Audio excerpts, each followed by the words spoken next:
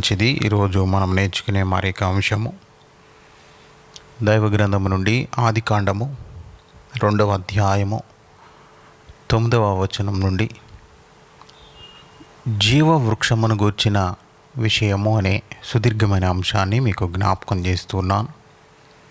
జీవ వృక్షము ఆదికాండము 2వ అధ్యాయము 9వ వచనంలో మనం చూస్తే, మరియు దేవుడైన యెహోవా చూపునకు రమ్యమైనదియు ఆహారమునకు మంచిదియునైన ప్రతి వృక్షమును, ఆ తోట మధ్యను జీవవృక్షమును, మంచి చెడ్డల తెలివినిచ్చు వృక్షమును నేల నుండి మొలిపించెను. కాబట్టి ఈ యొక్క వచనము నుండి మనం 2 ఉపదేశములు మనం తీసుకుంటూ ఉన్నాం. జీవ వృక్షము అనగా ఏమిటి? ఈ యొక్క వృక్షమును గుర్చిన సందేశము ఆదికాండములో చూస్తాం. చివరి గ్రంథమైన ప్రకటన గ్రంథములో కూడా జీవ వృక్షమును గురించి కొన్ని విషయాలు మనం చూస్తాం. జీవ వృక్షమును గూర్చిన పరిచయము లేక విషయాలు ఆదికాండము మరియు ప్రకటన గ్రంథములలో జీవ వృక్షమును గురించి మనం చదువుతూ ఉంటాం. ఆదికాండములో మనం చూచినప్పుడు దేవుడు మానవ జాతిని సృష్టించినట్లుగా మనం చూస్తాం. మొదట ఆదాములోండి హవ్వను దేవుడు తయారు చేశారు. తరువాత దేవుడు వీరిద్దరికీ వివాహం చేశారు. కుటుంబ వ్యవస్థ అనేది ఏర్పడినట్లుగా మనం చూస్తాం. మానవ జాతి మొత్తం ఆదాము హవ్వల నుండి రావాలని దేవుని యొక్క ప్రణాళిక. ప్రతి ఒక్క వ్యక్తిని సపరేట్గా సృష్టించకుండా మానవ జాతి మొత్తము ఆదాము హవ్వల నుండి రావాలని దేవుడు ఆలోచించినట్లుగా దైవ గ్రంథంలో మనం చూస్తాం. దేవుడు ఆదాము హవ్వలను దేవుడు తయారు చేసి వారిని ఏదెను తోటలో దేవుడు ఉంచినట్లుగా మనం దైవ గ్రంథంలో ఆదికాండంలో మనం చూస్తాం. ఏదెను తోటను దేవుడు ఏర్పాటు చేసి అందులో ఆదాము హవ్వలను, ఆ యొక్క కుటుంబాన్ని దేవుడు ఉంచినట్లుగా మనం దైవ గ్రంథంలో మనం చదువుతూ ఉన్నాం. ఏదెను తోటలో ఉన్న స్పెషాలిటీ ఏమిటి? ఈ యొక్క జీవ వృక్షము, ద ట్రీ ఆఫ్ లైఫ్, జీవ వృక్షమును గూర్చిన విషయాలు ఏమిటి? జీవ వృక్షము అంటే ఏమిటి? అసలు ఎందుకు ఈ వృక్షాన్ని దేవుడు సృష్టించాడు? ఏదెను తోటలో ఎందుకు ఉంచాడు? ఇప్పుడు అక్కడ ఎందుకు లేదు? ఏదెను తోటలో మరి ఇప్పుడు ఉన్నదా? మరి ఇప్పుడు జీవవృక్షం ఎక్కడ ఉన్నది? జయించు వానిని నాతో కూడా జీవవృక్ష ఫలములు భుజింపనిత్తును అని ప్రకటన గ్రంథంలో కొన్ని విషయాలు మనం చూస్తాం. కాబట్టి అంశంలోనికి మనం వెళుతూ ఉన్నాం. ఏదెను తోటలో ఉన్న స్పెషాలిటీ ఏమిటి? ఏదెను తోటలో ఉన్న స్పెషాలిటీ ఏమిటంటే, ఆదికాండము 2వ అధ్యాయము 9వ వచనంలో చూస్తే కొన్ని నిగూఢమైన లేఖన సత్యాలు మనకి బయటకు వస్తున్నాయి. ఏదెను తోటలో ఉన్న స్పెషాలిటీ ఏమిటి? మరియు దేవుడైన యెహోవా చూపునకు రమ్యమైనదియు ఆహారమునకు మంచిదియునైన ప్రతి వృక్షమును, ఆ తోట మధ్యను జీవవృక్షమును, మంచి చెడ్డల తెలివినిచ్చు వృక్షమును నేల నుండి మొలిపించెను. ఇక్కడ ప్రతి వృక్షమును అనే పదం వాడినట్లుగా మనం చూస్తాం. God creating beautiful food producing trees in Aiden, specially highlighting the tree of the life and the tree of knowledge of good and evil in the garden's center. ఏదెను తోటను మనం ఏమని పిలవాలంటే, ఏదెను తోటలో ఉన్న స్పెషాలిటీ ఏమిటంటే, ప్రపంచంలో ఉన్న చెట్లన్నిటికీ ఒక మెనూ లాంటిది అని చెప్పాలి. సపోజ్ మనం ఫర్ ఎగ్జాంపుల్ హోటల్కి వెళ్ళినప్పుడు హోటల్లో ఉన్న మెనూను మనకిస్తారు. పలానా ఐటమ్స్ ఉన్నవి ఈ యొక్క హోటల్లో అని చెప్తారు.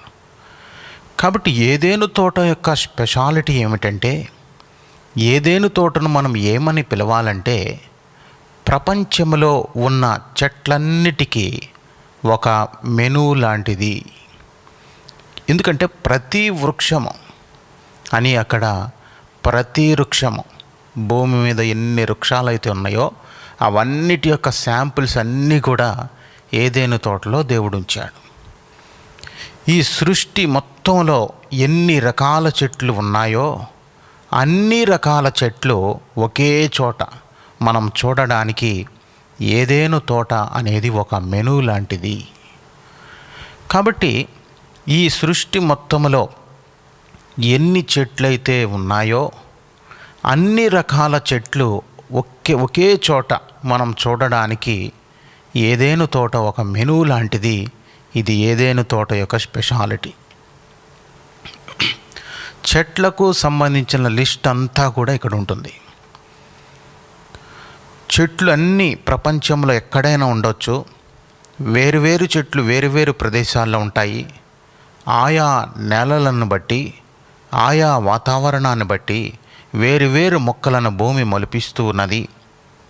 సో మనం ఇప్పుడు ప్రపంచమంతా తిరిగి సర్వే చేసి ఎక్కడ ఏమేమి మొక్కలు ఉన్నాయో లెక్కబెట్టుకునే బదులు ఏదేను తోటను సర్వే చేస్తే ప్రపంచమంతా సర్వే చేసినట్లే. ఎందుకంటే ఈ సృష్టి మొత్తములో ఎన్ని రకాల చెట్లు ఉండినవో అన్ని రకాల చెట్లు ఒకే చోట మనం చూడడానికి ఏదేను తోట ఒక మెనూ లాంటిది. ఎందుకంటే ప్రతి వృక్షమును అనే పదం వాడారు. ప్రతి వృక్షం, ఆ తోట మధ్యను జీవవృక్షమును, మంచి చెడ్డలను తెలివినిచ్చే వృక్షమును నేల నుండి మొలిపించెను. కాబట్టి ఏదేను తోటలో మనకు ఏ మొక్కలైతే ఉంటాయో ప్రపంచమంతటా అవే మొక్కలు ఉంటాయి. ఇంకా క్రొత్త మొక్కలు ఉండవు. దానిలో లేనిది ఏదేను తోటలో లేకపోతే ఆ రకమైన చెట్టు ఇంకా ప్రపంచంలో ఎక్కడ ఉండవు. కాబట్టి ఏదేను తోటలో మనకు ఏ మొక్కలైతే ఉంటాయో ప్రపంచమంతటా కూడా అవే మొక్కలు ఉంటాయి. ఇంకా క్రొత్త మొక్కలు ఉండవు. కాబట్టి ఇక్కడ ఆదికాండము 2వ అధ్యాయము 9వ వచనములో సకల జాతి వృక్షాలను దేవుడు ఏదేను తోటలో మొలిపించినట్లుగా మనం చూస్తాం. సకల జాతి వృక్షాలు అన్నిటిని కూడా ఒక మెనూలాగా ఏదేను తోటలో దేవుడు ఉంచాడు. ఎక్స్ట్రా ఏమిటంటే ఒక 2 చెట్లు మాత్రం ఎక్స్ట్రా ఉన్నాయి. ఈ 2 చెట్లు ఏదేను తోటలో తప్ప బయట దొరకవు. ఏదేను తోట ఉన్న స్పెషాలిటీ ఏమిటో ఇంకొక పాయింట్ మనకి బయటకు వస్తూ ఉన్నది. ఎక్స్ట్రా ఏమున్నాయంటే జీవవృక్షము, రెండవది మంచి చెడ్డల తెలివినిచ్చు వృక్షము.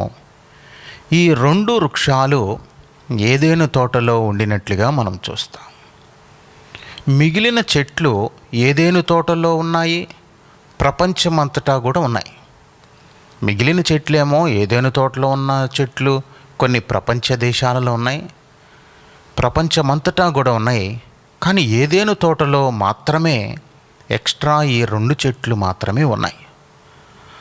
ఒక్కసారి కానీ ఆ జీవవృక్ష ఫలాలు మనం తింటే నిరంతరము జీవిస్తాము.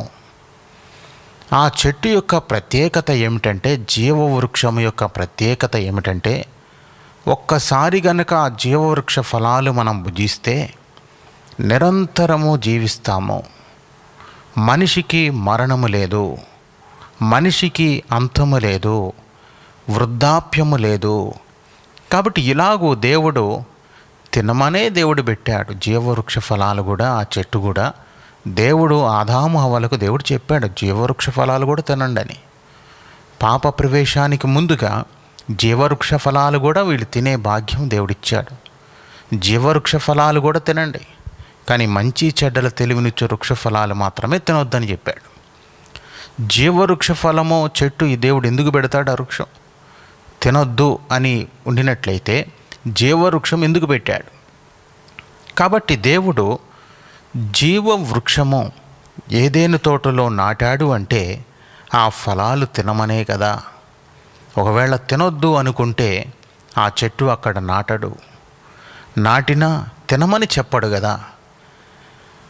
నిరభ్యంతరముగా ఏ చెట్టు ఫలములైనా మీరు తినవచ్చు, అందులో జీవవృక్ష ఫలాలు కూడా ఉన్నాయి.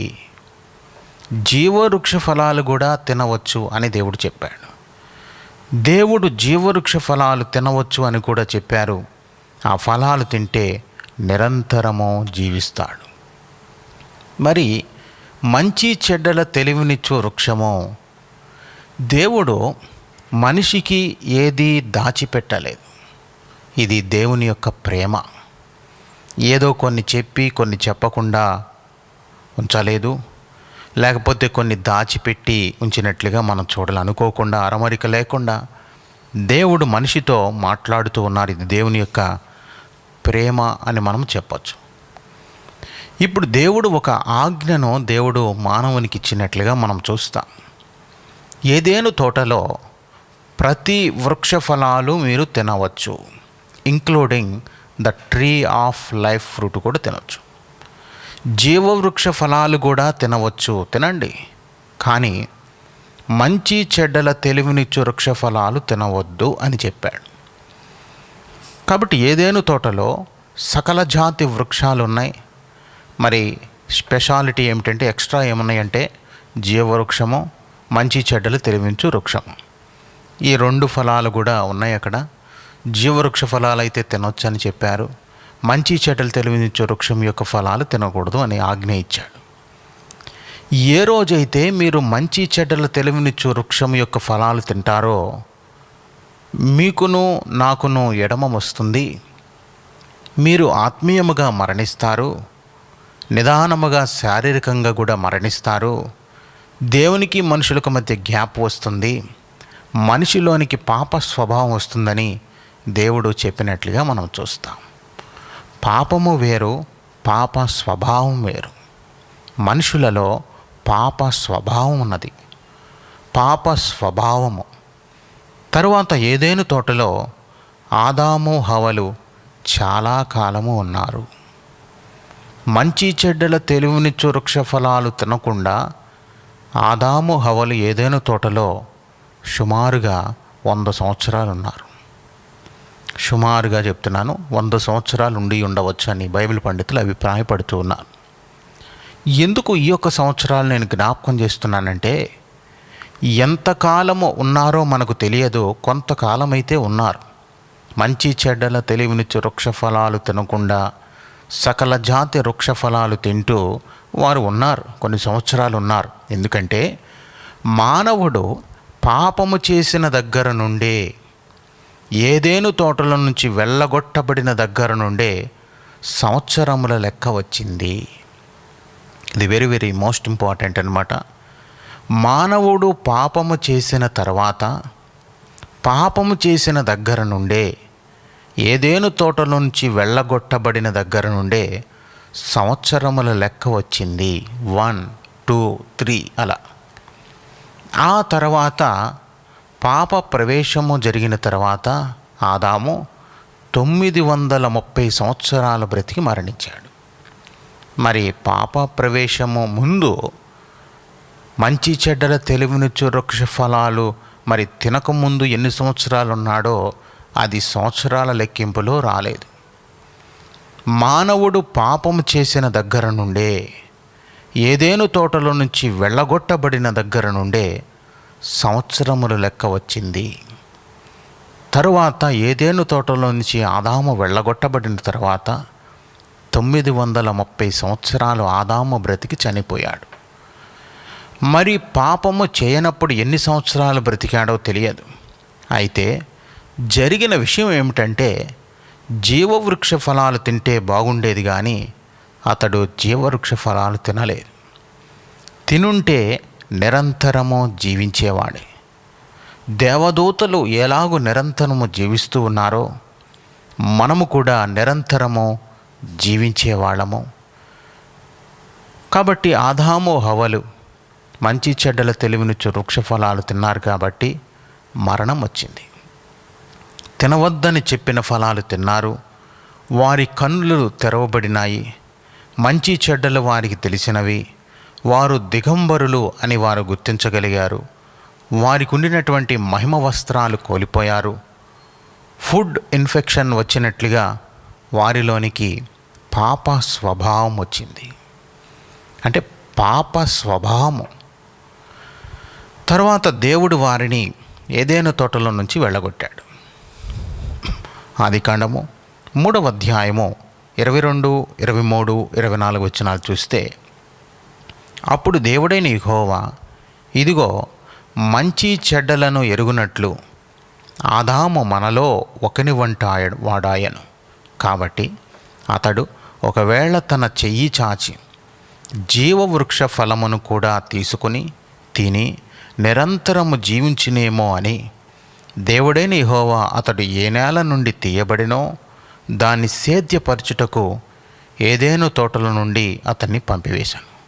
అప్పుడు ఆయన ఆదామును వెళ్ళగొట్టి ఏదెను తోటకు తూర్పు దిక్కున కెరూబులను, జీవవృక్షమునకు పోవు మార్గమును కాచుటకు ఇటు అటు తిరుగుచున్న ఖడ్గజ్వాలను నిలువబెట్టెను. ఎంత ప్రొటెక్షన్ తీసుకుంటున్నారో చూడండి. ఇప్పుడు అతడు ఎప్పుడైతే మంచి చెడ్డల తెలివినిచ్చు వృక్ష ఫలాలు ఆదాము హవ్వలు తిన్నారో, ఇప్పుడు ఇంకా జీవవృక్ష ఫలాలు తినకూడదు. ఇంతకు ముందు తినొచ్చు, ఎందుకంటే అతనిలోనికి పాప స్వభావం వచ్చేసింది. ఇంకా ఆ పాప స్వభావంతోనే నిరంతరం జీవించకూడదు. పాపములు తీసివేయడానికి మనుష్య కుమారుడు భూమి మీదకి వస్తున్నాడు, ఇంకా రావాలి. అదే పాప స్వభావముతో అతడు దేవుని యొక్క రాజ్యాన్ని స్వతంత్రించుకోలేడు. కాబట్టి అప్పుడు ఆయన ఆదామును వెళ్ళగొట్టి ఏదెను తోటకు తూర్పు దిక్కున కెరూబులను, జీవవృక్షమునకు పోవు మార్గమున కాచుటకు ఇటు అటు తిరుగుచున్న ఖడ్గజ్వాలను నిలువబెట్టెను. After he drew the man out, he placed on the east side of the Garden of Eden cherubim and a flaming sword flashing back and forth to guard the way to the tree. ఇప్పుడు ఆదాములోనికి పాప స్వభావం వచ్చేసింది. ఇప్పుడు ఇతడు జీవవృక్ష ఫలాలు తినడానికి వీలు లేదు, ఎందుకంటే ఇప్పుడు పాపముతోనే నిరంతరం జీవిస్తాడు. దేవుడు ఇప్పుడు ఆదాము హవ్వలను ఏదెను తోటలోంచి వెళ్ళగొట్టారు. తర్వాత దేవుడు ఏమి చేశాడంటే, వారు ఏదెను తోటలోనికి మరలా వస్తారేమో, మరలా జీవవృక్ష ఫలాలు తింటారేమో అని దేవుడు ఖడ్గజ్వాలను కాపలా పెట్టినట్లుగా మనం చూస్తాం. ఖడ్గజ్వాలను కావలి ఉంచారు. ఒక కెరూబు ఏమి చేస్తాడంటే, ఖడ్గము తీసుకొని అగ్ని తిరుగుతూ ఉంటుంది. అగ్ని వలె అగ్ని తిరుగుతూ ఉంటుంది. ఇది మనం కొన్ని ఫొటోస్ మనం చూడవచ్చు.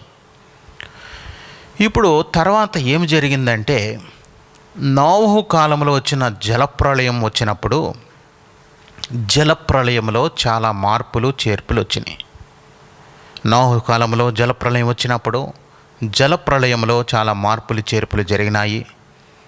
జీవవృక్షము అనేది భూమి మీద నుండి తీసివేయబడింది. ఇంకా భూమి మీద ఏదెను తోటలో జీవవృక్షం లేదు. ప్రస్తుతము ఏదెను తోట కనిపించడం లేదు. అది ఎక్కడ ఉండాలంటే, ఏదెను తోటలో నుండి ఒక నది బయటికి వచ్చింది. ఆ నది 4 శాఖలుగా విడిపోయింది. అందులో యూఫ్రటీసు నది ఒకటి కనబడుతూ ఉంటుంది. అందులో యూఫ్రటీసు నది ఇప్పుడు మనకి కనిపిస్తూనే ఉంటుంది. యూఫ్రటీసు నది ప్రాంతంలో ఏదెను తోట ఉండినట్లుగా మనం చూస్తాం ప్రపంచం ఉన్న మ్యాప్ ప్రకారం. ఎందుకంటే ఇప్పుడు రానున్న శ్రమల కాలంలో 6వ దూత తన పాత్రను యూఫ్రటీస్ అను మహానది మీద కృమ్మరింపగా, తూర్పు నుండి వచ్చు రాజులకు మార్గము సిద్ధపరచబడినట్లు దాని నీళ్లు ఎండిపోయాను అంటాడు. ఇప్పుడు యూఫ్రటీస్ నది కూడా ఎండిపోతుంది. క్రీస్తు 2వ రాకడ యొక్క తర్వాత క్రీస్తు 2వ రాకడ యేసుప్రభు వారు మధ్యాకాశానికి వచ్చి సంఘం ఎత్తబడిన తర్వాత విడవబడిన బిడలకు 7 ఏండ్ల శ్రమల కాలము, 7 ముద్రలు, 7 పాత్రలు, 7 బోరలు ఊదినప్పుడు ఒక్కొక్క శ్రమ భూమి మీదకి వస్తూ ఉన్నది. 6వ దూత తన పాత్రను యూఫ్రటీసు అనే మహానది మీద కుమ్మరింపగా, ప్రకటన గ్రంథము 16వ అధ్యాయం 12వ వచనం చదువుతున్నాను. ఇప్పుడు యూఫ్రటీసు నది కూడా కొంత భాగము ఎండిపోయినట్లుగా మనం చరిత్రలో చూస్తాం. కాబట్టి ప్రపంచంలో ఉన్న మ్యాప్ ప్రకారం చూస్తే కొన్ని విషయాలు మనకి జ్ఞప్తికి వస్తాయి. ఇప్పుడు ఏదేను తోట లేదు కాబట్టి ఎన్ని మొక్కలున్నాయో మనకు తెలియదు. ఇప్పుడు మనం సర్వే చేసుకోవాలి, ప్రపంచమంతా తిరగాలి. ఒకవేళ ఏదైనా తోట ఉంటే ఇంకా మొక్కలన్నీ కూడా ఏదైనా తోటలో ఉండేవి. ఇప్పుడు ఏదైనా తోట లేదు కదా, జలప్రళయం తర్వాత ఏదైనా తోట కనిపించదు, దానిలో ఉన్న జీవవృక్షం కూడా కనిపించదు. అసలు సృష్టిలో ఎన్ని మొక్కలు ఉన్నాయో ఇప్పటికీ మనకు తెలియదు. అది ఏదైనా తోట ఉంటే అన్ని మొక్కలు మనకు తెలిసేవి. మొక్కల పేర్లు, వాటి గుణాలు మనకు తెలుస్తుంది. ఇప్పుడు మనం ఆదికాండములో ఉన్న జీవవృక్షమును మనం చూచాం. ఇప్పుడు సెకండ్ పాయింట్, ప్రకటన గ్రంథంలోనికి వెళితే ప్రకటన గ్రంథము 2వ అధ్యాయము 7వ వచనములో, జయించువానికి దేవుని పరదైసులో ఉన్న జీవవృక్ష ఫలములు భుజింపనిత్తును. మనము జయించువానిగా ఉంటే దేవుని పరదైసులో ఉన్న జీవవృక్ష ఫలాలు భుజిస్తాము. మొదటి ఆదాము అవకాశం పోగొట్టుకున్నాడు. మనకి జీవవృక్ష ఫలం భుజించే ఆ యొక్క అవకాశం కోల్పోయింది. కానీ కడపటి ఆదామైన క్రీస్తు ద్వారా ఆ జీవవృక్ష ఫలాలు తినే అవకాశం మరలా వచ్చింది. ఇది మొదటి ఆదామేమో అవకాశం పోగొట్టుకున్నాడు. కడపటి ఆదామైన యేసుక్రీస్తు ద్వారా మనకు జీవవృక్ష ఫలాలు తినే అవకాశం. ఇది గొప్ప ధన్యత, ద గ్రేటెస్ట్ క్రిస్టియన్ ప్రివిలేజ్ అంటారు. ఇది క్రైస్తవుని యొక్క ఆధిక్యతగా మనం భావించాలి. దేవుని యొక్క పరదైసులో జీవవృక్ష ఫలాలు మనం తింటామంటే ఇంకంతకన్నా ప్రివిలేజ్ ఏమన్నది, ఇంకంతకన్నా గొప్ప ఆధిక్యత మనకి ఏమన్నది? నిరంతరము దేవునితో కలిసి జీవించడానికన్నా ఈ భూమి మీద ఉన్న ఐశ్వర్యాలు మనకి ఏమాత్రమో అది సరి సమానము కాదు. ఎందుకంటే కడపటి ఆదామైన యేసుక్రీస్తు, ఆయన ద్వారా మనము జీవవృక్ష ఫలాలు తినే అవకాశం వచ్చింది. జయించువానికి దేవుని పరదైసులో ఉన్న జీవవృక్ష ఫలములు భుజింపనిత్తును. దేవుడు గొప్ప వాగ్దానం చేస్తున్నాడు. అయ్యా, మీరు జయించే బిడ్డలుగా ఉండండి. భూమి మీద జీవించినప్పుడు మరి ఏ విషయాలలో మనం జయించాలి? ఒక 4 విషయాలు నేను చెప్తాను, క్లుప్తంగా ముగిస్తాను. ఈ జీవవృక్షమును ఏదేను తోటలో నుండి తీసివేశారు. దానిని తీసుకువెళ్ళి పరదేశులో ఉంచారు. పరలోకములో క్రింది భాగం పరదేశం. ఇప్పుడు ప్రకటన గ్రంథములో జీవవృక్ష ఫలాలు తినే అవకాశం మరలా వచ్చింది. కాబట్టి ముందు మనము రక్షణ పొందాలి. రక్షణ పొందిన తర్వాత జయ జీవితం జీవించాలి. మరి ఏమి జయించాలండి? మనము ఆత్మీయ జీవితంలో ఏమి జయించాలంటే మన శరీరాన్ని జయించాలి. షడ్రకు, మేషకు, అబేద్నెగో రాజు యొక్క ఆహారం యొక్క మెనును కూడా తిరస్కరించారు. వారు శరీరాన్ని జయించారు. అయ్యా, ఒకవేళ మాకు మంచి భోజనం అవసరం లేదు, మాకు శాఖధాన్యాలు ఇవ్వు, తింటాం. కాబట్టి శరీరమును జయించాలి ముందు. రెండవది మన మనస్సును జయించాలి. మూడవది పాపమును జయించాలి. యోసేపు ఉన్నాడు, పాపము నుంచి పారిపోయాడంతే, పాపము జయించాడు. నాలుగవది సాతానును జయించాలి, శత్రువును జయించాలి. శరీరాశ, నేత్రాశ, జీవపుడమం ఇవన్నిటిని కూడా మనం జయించాలి. యేసుక్రీస్తు వారు అన్నీ జయించారు. కొన్ని పాపము చేస్తే పరిస్థితులు వస్తాయి, ఆ టైంలో మనం నిలబడాలి, ఆ పాపాన్ని జయించాలి. పరిశుద్ధాత్మ శక్తితో సాతానును జయించాలి. మనకుగా మనం జయించాలి, పరిశుద్ధాత్మ శక్తి కావాలి. ఆ జీవవృక్ష ఫలాలు తింటే నిరంతరము జీవిస్తాము. దేవదూతల వలె జీవిస్తాం. కాబట్టి ప్రకటన గ్రంథము 22వ అధ్యాయము 1-2 వచనాల్లో కూడా జీవవృక్షమును గూర్చిన విషయాలు కొన్ని కనపడతాయి. ప్రకటన గ్రంథము 22వ అధ్యాయము 1-12. ఆ నది యొక్క ఈవలను ఆవలను జీవవృక్షం ఉండెను. అది నెలకు ఫలించుచు 12 కాపులు కాయును. ఆ వృక్షం యొక్క ఆకులు జనములను స్వస్థపరచుటకై వినియోగించును. ఆ నూతన సృష్టిలో జీవనది ఉన్నది. ఆ జీవనది యొక్క ఆవల ఇవల జీవవృక్షము కనిపిస్తూ ఉన్నది. అది 12 నెలలకు 12 కాపులు కాస్తుంది. జీవనదిలో నీళ్లు త్రాగినప్పుడు దాహం ఉండదు. జీవవృక్ష ఫలాలు తినినప్పుడు ఆకలి ఉండదు. కాబట్టి పోగొట్టుకున్న అవకాశాన్ని దేవుడు మరలా మానవ జాతికి ఇచ్చినట్లుగా జీవవృక్ష ఫలాలు మనం తినాలంటే మనము శరీరమును జయించాలి, మన మనసును జయించాలి, పాపమును జయించాలి, సాతానును జయించాలి, శత్రువును జయించాలి అని దైవ గ్రంథంలో మనం చూస్తూ ఉన్నాం. కాబట్టి వర్తమానం వింటున్న దేవుని యొక్క సంగమా, దేవుని యొక్క బిడ్డలారా, on each side of the river stood the tree of life bearing 12 crops of fruit with it leaves for the healing of the nations. కాబట్టి జీవవృక్షం గురించి కొన్ని విషయాలు మనం నేర్చుకున్నాం. పూర్తిగా కాకపోయినా అవుట్లైనింగ్లో కొన్ని విషయాలు మనం నేర్చుకున్నాం. జీవవృక్షమును గూర్చిన విషయాలు ఆదికాండములో ఉన్నటువంటి జీవవృక్షము నోహు జలప్రళయం తర్వాత పరదేశుకు ఎత్తబడినట్లుగా పరదేశులో దేవుడు జయించువానికి జీవవృక్ష ఫలాలు భుజించే గొప్ప అవకాశం ఇస్తున్నట్లుగా మనం భావించి రక్షించబడి పరిశుద్ధంగా జీవిస్తూ సార్వత్రిక సంఘంలో సభ్యత్వం కలిగి ఉంటూ ఆ రాజ్యం కోసం ఎదురు చూద్దాం.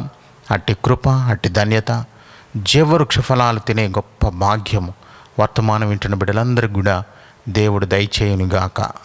ఆమేన్. చిన్న ప్రార్థన చేద్దాం. మహాపరిశుద్ధుడా, ప్రేమస్వరూపి, దయగలిగిన మా తండ్రి, నీ పరిశుద్ధమైన ఘనమైన ఉన్నతమైన నామములో నీకు వందనాలు. జయించువానికి దేవుని యొక్క పరదేశంలో ఉన్న జీవవృక్ష ఫలములను భుజింపనిత్తును అని నీ చెప్పిన గొప్ప వాగ్దానము. భూమి మీద జీవిస్తూ ఉన్నాం, నమ్మి బాప్తిసం పొంది రక్షించబడ్డాం, పరిశుద్ధంగా జీవించడానికి తీర్మానం తీసుకున్నాం, స్థానిక సంఘములో ఉంటూ ఉన్నాం. మేము క్రీస్తు 2వ రాకడ కొరకు ఎదురు చూస్తూ ఉన్నాం. ఒకవేళ మా పోకడ ముందు వచ్చినా, నీ 2వ రాకడ ముందు వచ్చినా మేము పరదేశంలో కళ్ళు తెరిచి పరదేశంలో ఉన్న ఆ జీవవృక్ష ఫలాలు భుజించే గొప్ప భాగ్యం, గొప్ప అవకాశం బిడ్డలకు కూడా అనుగ్రహించమని, భూమి మీద పాపమును జయించాలని, మనస్సును జయించాలని, అయ్యా శరీరమును జయించాలని, సాతానును జయించాలని, శత్రువును జయించాలని మాకు నేర్పావు. ఇతని వాక్యం నీరుగట్టి ఫలింపజేసి మా యొక్క ప్రియుల యొక్క హృదయాలను నూరంతలుగా ఫలించే కృపను భాగ్యాన్ని దయచేయమని యేసు నామములో ఈ ప్రార్థన సమర్పిస్తూ ఉన్నాను తండ్రి. Amen, amen, amen.